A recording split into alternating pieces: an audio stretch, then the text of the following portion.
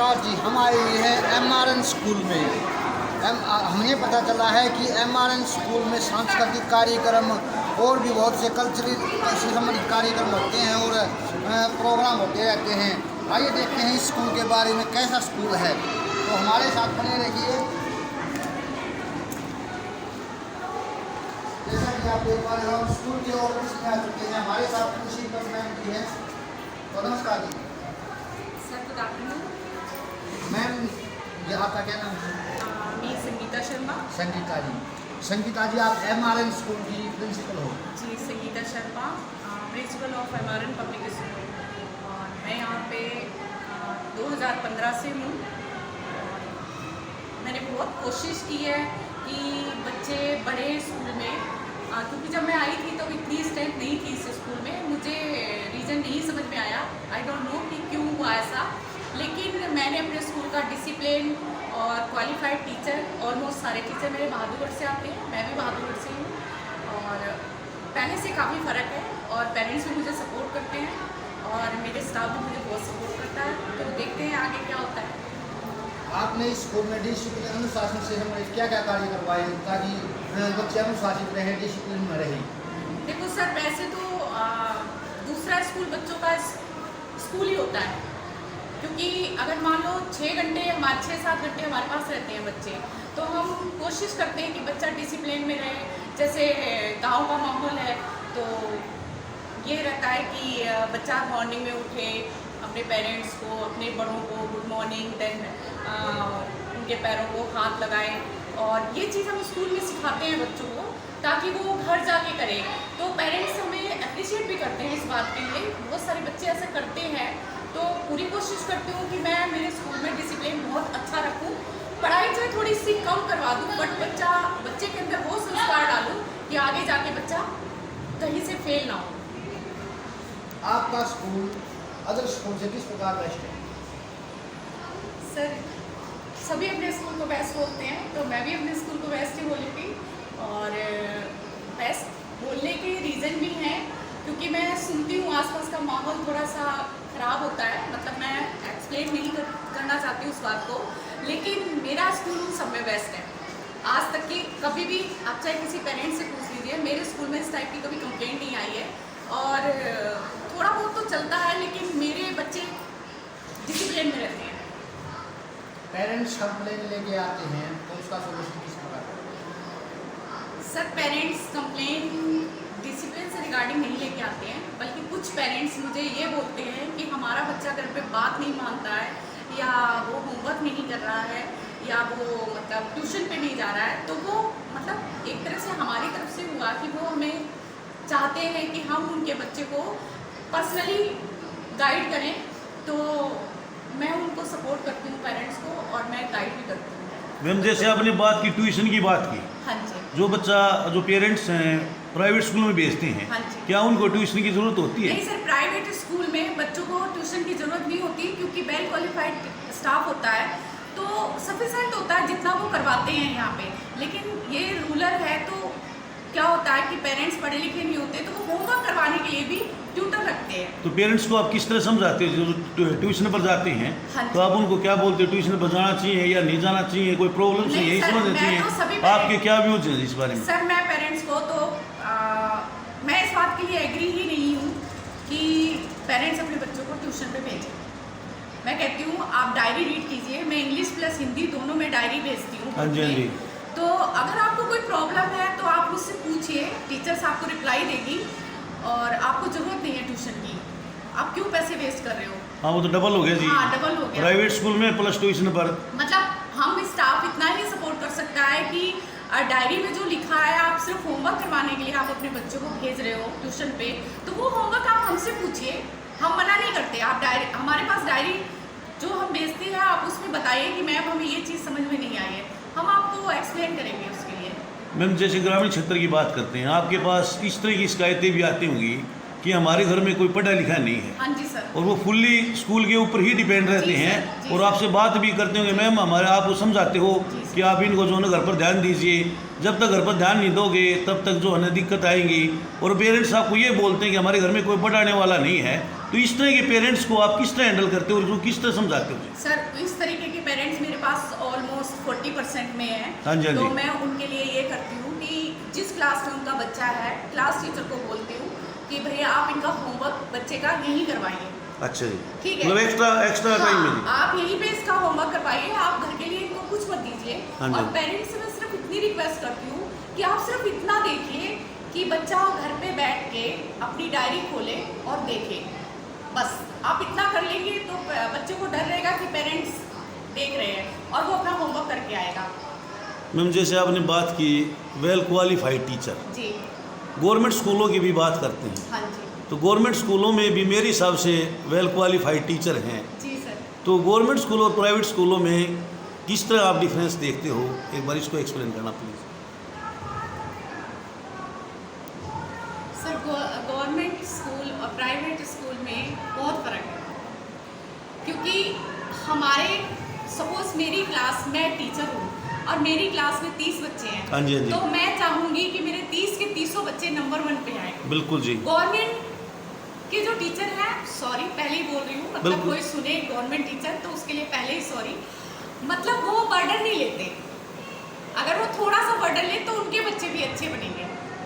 यही कारण मतलब गवर्नमेंट स्कूलों में डे बाय डे स्ट्रेंथ कम होती जा रही है जी सर। और प्राइवेट स्कूलों की स्ट्रेंथ बढ़ती थोड़ा है। सा पेन लेना है उन टीचर्स को, लेकिन वही बात है सर, प्राइवेट स्कूलों में सैलरी कम होती है, बर्डन ज़्यादा होता है टीचर्स के ऊपर। बिल्कुल, और बिल्कुल। गवर्नमेंट स्कूल में सैलरी अच्छी होती है बट बर्डन कुछ नहीं होता है। मैम रिजल्ट्स की बात करते हैं, अपना स्कूल यहाँ 10th तक है?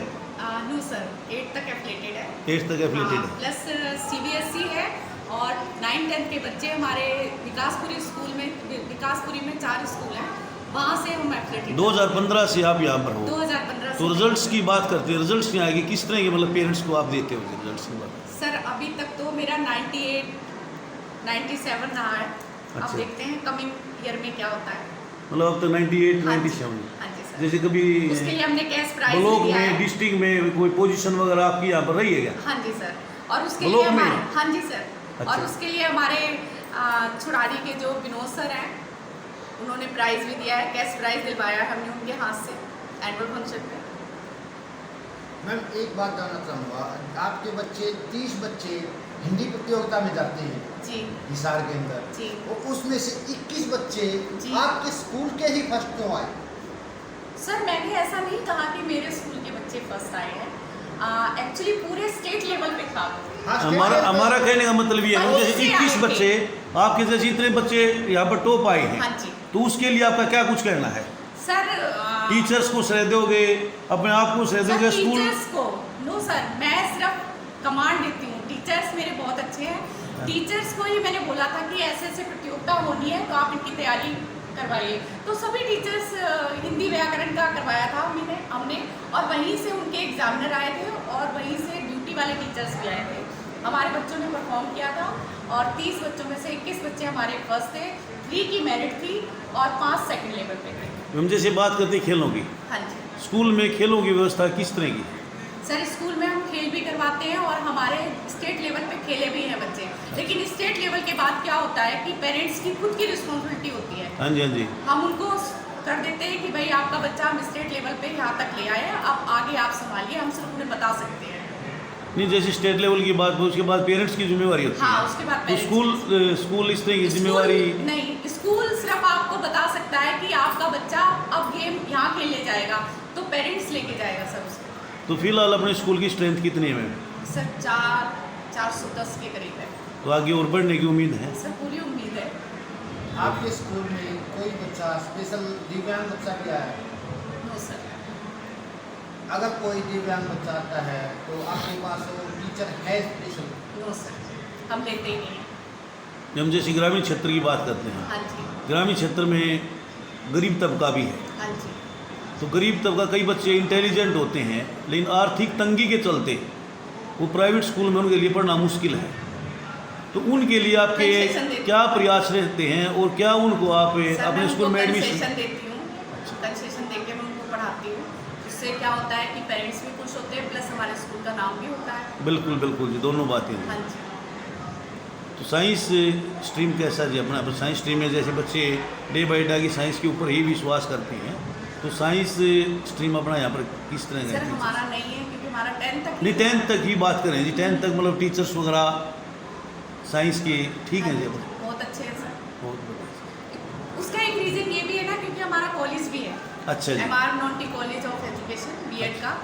तो कहाँ पे है?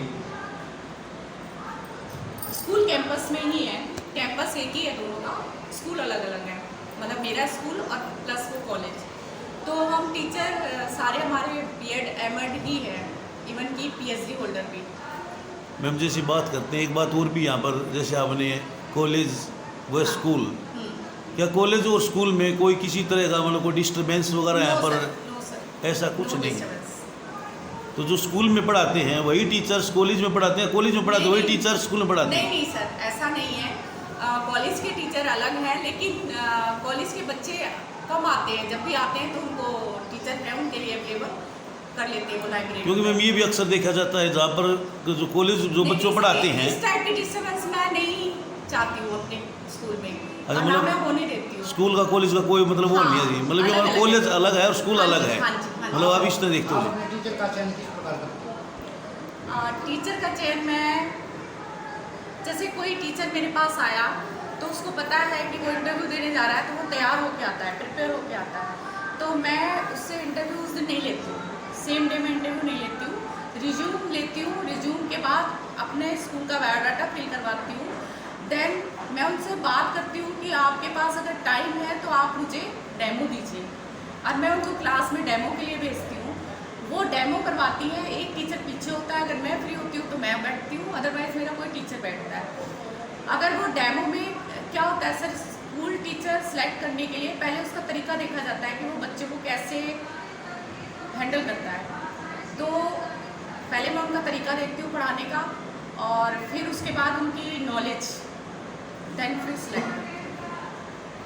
नॉलेज के लिए आप मौखिक तौर पर पूछते हैं या लिखित तौर पर गाइड कर? हमारे बायोडाटा में रिटन टेस्ट है, तो 50% तो उसी से ही पता चल जाता है कि उनमें कितनी नॉलेज है, बाकी इंटरव्यू हो जाता है उनका। आपको 15 साल का अनुभव हो गया, सॉरी, कितने साल का अनुभव हो गया प्रिंसिपल? एज ए प्रिंसिपल आपका एक्सपीरियंस कितना है? एज ए 10 साल। प्रिंसिपल 10 10 साल। तो पहले आप यहाँ पर टीचर थे? नहीं सर, अच्छा। मैं यहाँ पे प्रिंसिपल ही थी। इससे पहले मैं जिस स्कूल में थी वहाँ पे कोऑर्डिनेटर की पोस्ट पे थी, अच्छा। मतलब वाइस प्रिंसिपल। Vice principal. हाँ जी आपकी शुरुआती जो टीचिंग है वो कहाँ से शुरू? सर, मेरी टीचिंग SR सेंचुरी स्कूल से हुई थी।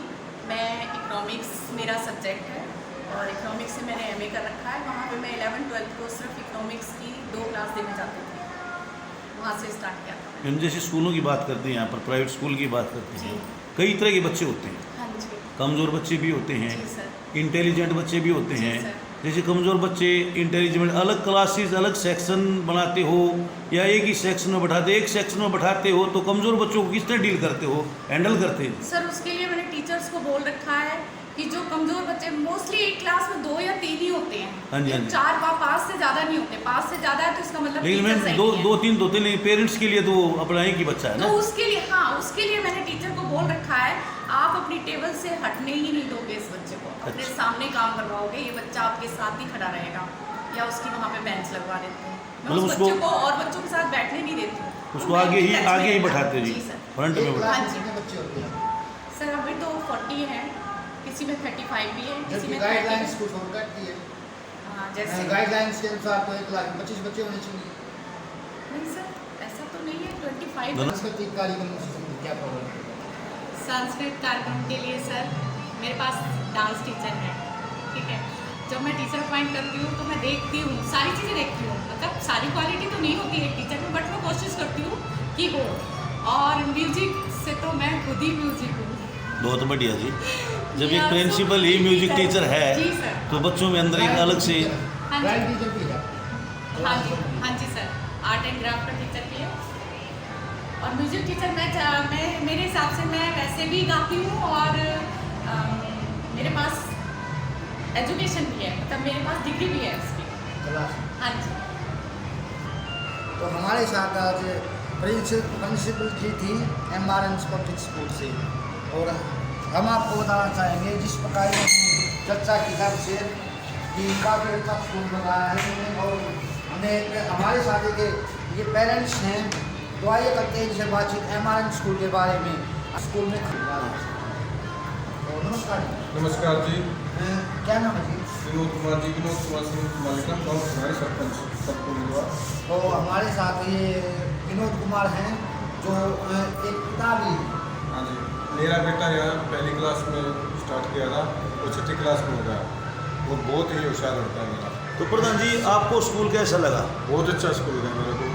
आपको इस स्कूल में और दूसरे स्कूल में क्या अंतर दिखाई? इसमें बच्चे नेचर बहुत अच्छे डालते हैं अंदर दिमाग में उनके, बहुत ही अच्छी पढ़ाई कराते हैं। और मेरा उद्देश्य ये रहा इसमें स्कूल बच्चे भी काफ़ी मैंने एडमिशन कराए, वो बच्चों को भी एडमिशन कराए हैं और आने वाले नए स्कूल में और भी ज़्यादा करें। और आपने खुद अनुभव किया है कि इस स्कूल में आपका बच्चा आने के बाद काफ़ी होशियार हो गया? हाँ, काफ़ी होशियार, मैंने खुद अनुभव किया। खुद अनुभव किया है। जी। और पढ़ाई के साथ साथ खेलों में कैसा है? खेलों में मेरा बच्चा बहुत अच्छा है। खेल और ड्राइंग क्लास से संबंधित है। ड्राइंग में भी बहुत अच्छा है, खेलों में बहुत अच्छा है और बहुत शौक खेलों में लगता है। एक मैथ सब्जेक्ट से बच्चे हमेशा करते हैं मैथ से, नहीं तो उस मैथ के की क्लास में कैसा है और मैथ का सब्जेक्ट कैसा है? मैथ का सब्जेक्ट बहुत अच्छा है, बहुत होशियार है, कोई ही कमी तो आप नहीं। स्कूल से संतुष्ट हो जी? मैं स्कूल से बहुत संतुष्ट हूँ और मैं हर प्रोग्राम में आता है, मेरे को इनवाइट किया जाता है और मैं हर प्रोग्राम में पहुँचता हूँ। आप अपने यहाँ बच्चे को भेजने के अलावा एक्स्ट्रा क्लास भी दिलाते हो? नहीं, मेरा कोई अच्छा ट्यूशन नहीं जाता है, सिर्फ स्कूल में ही पढ़ता है, एक्स्ट्रा क्लास कोई नहीं? कोई एक्स्ट्रा क्लास नहीं। मतलब ये कहना चाह रहे हो इस स्कूल से MRN स्कूल से आप पूरी तरह संतुष्ट हो अपने बच्चे को पढ़ने मैं लाते हो? बिल्कुल संतुष्ट हूँ और 10th तक मेरा बच्चा यहीं पढ़ेगा। तो और बच्चे भी को भी आप कहना चाहोगे, मतलब और पेरेंट्स को भी इस प्रकार कहना चाहोगे भाई ज़्यादा से ज़्यादा अगर आपका बच्चा संतुष्ट हो तो और पेरेंट्स को भी जागरूक करना और चाहोगे? पेरेंट्स के भी बच्चे मेरे जानकार मेरे मित्र हैं, उनके बच्चे भी यहीं पढ़ते हैं, सब बच्चे यहीं पढ़ते हैं, मेरे यार दोस्तों के जितने भी बच्चे हैं यहीं पढ़ते हैं। धन्यवाद।